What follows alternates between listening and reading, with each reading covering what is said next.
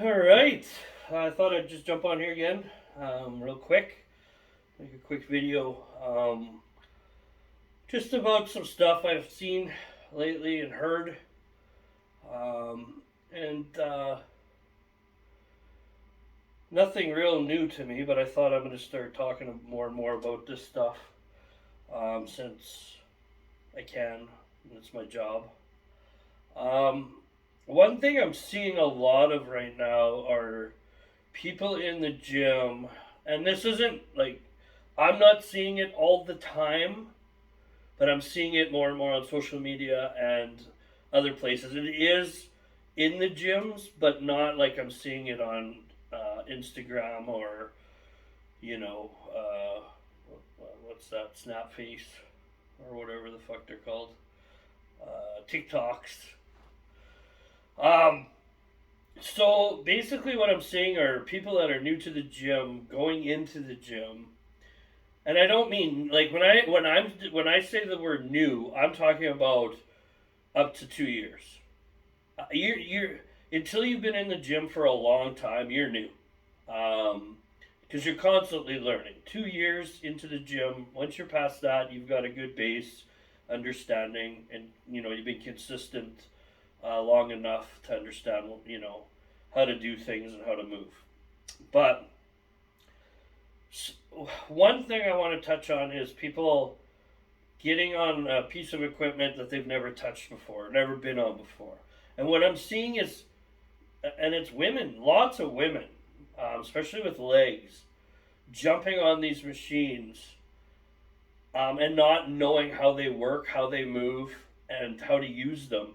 And instead of just getting on and pushing, let's say a leg press, for example, and I'll put a picture up here either during this video or after about it, what I'm talking about. But there's different types of equipment for everything. There's 18 different hack squats. There's 18 different leg presses. There's so many different ways to squat. And when you start, moving from one piece to another piece and never been on that certain piece before, but you might have been on a different piece that's kind of similar, they're still different. Okay? If I go from a belt squat to a pendulum squat, you can't use that same weight to start. You'll get crushed, especially in doing a pendulum squat compared to a belt squat. And I mean the difference is, for me, 300 pounds probably. So what I'm seeing are people getting on these machines. Let's go back to the leg press, and instead of, like I said, putting their feet on the platform with no weight, or just putting 50 pounds on or 20, whatever, and feeling the movement and learning the machine, they're throwing 200 pounds on and going in there and crushing themselves or flipping or doing ridiculous things, and you want us to be like, oh, that's too bad, no, it's fucking stupid. You're not using, where's the common sense gone? Like, do you want to get hurt? Do you want to look like a moron in the gym? Because if you do, if they keep doing what you're doing, um, but just stop, man. Like, there's no reason for it. Get on there, figure it out, feel it out, and if you don't know, ask somebody that does know. You know, um, but use common sense. Like, and that's the biggest thing lacking in the gym. Like, I blasted 5 guys the other day in the gym for using two pieces. They're on it for 20 minutes or 25 minutes, but they won't let anybody work in. Like, I watch people go up. I needed three of those, no, two of the machines, and the third one I just walked in and took, um, because I'm not going to put up with that shit. Um, Stuff like that doesn't need to happen. So stop it, um, and learn, and then you won't get hurt, and then you won't look stupid in the gym. Um, and ask questions, man. If you don't know, ask. Like, I just don't get it. But that's all I got to say for that. So just get on it. You don't. People will have way more respect for you learning a piece of equipment than they ever will watching you load 3, 4 plates on a leg press, and almost snapping off your kneecaps, and and what do you want us to say? Oh, like, yeah. So, also, the other big thing I'm hearing lately is a lot of trainers complaining about clients not following their plans and then complaining about it and whatnot. And all I gotta say to that is it's on the clients. It always is. I mean, if you're gonna get mad and upset that we're asking questions and we know that you're kind of not doing everything 100% or following the plan, and we are like, oh, have you been doing your cardio? Why have you not been following the plan? Um, and you get mad at the trainer for that. Why did you hire one? I mean, you hire a trainer to keep you accountable, don't you? And to teach you and to get you to where you need to be. That's why you hire us. So don't get pissy when a trainer is checking in and making sure riding your ass a little bit. I mean, you.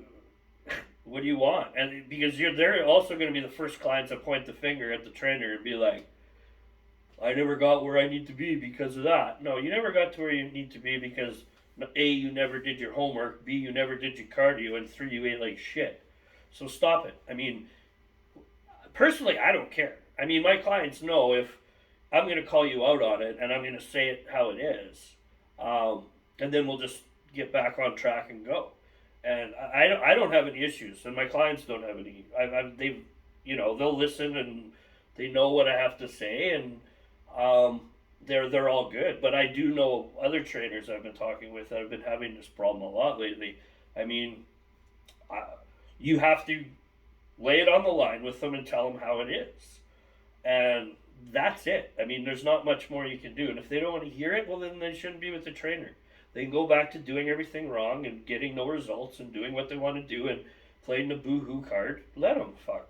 Good riddance. You don't need them, right? Those are the people you don't want to have. So I'm just gonna say, if you're one of those people, point the finger at yourself. You're the one to blame. You're not doing the work, and you can't get mad at somebody for doing their job. And again, if you're getting in shit and you're the trainer and they're shitting on you, get rid of them. I mean, get rid of them. Who cares? Let them badmouth you. I mean, it's a small enough city where, you know, it just doesn't matter. I mean, if a client's gonna badmouth a trainer and come in and badmouth another trainer and da da da da da, we all know it's the client.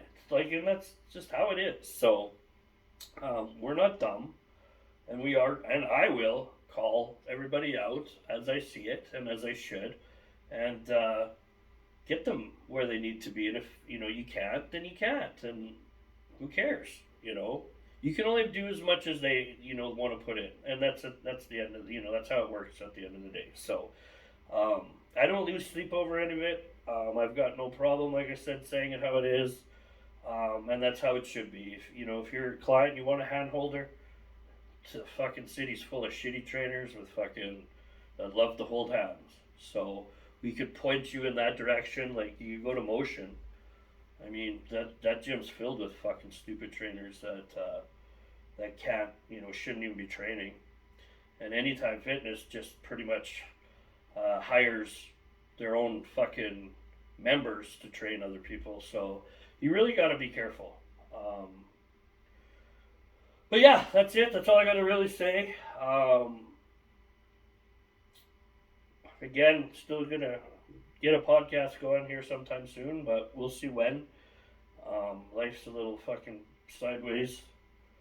It's fucking busy, but it's good. So, all right, everybody, have a good weekend.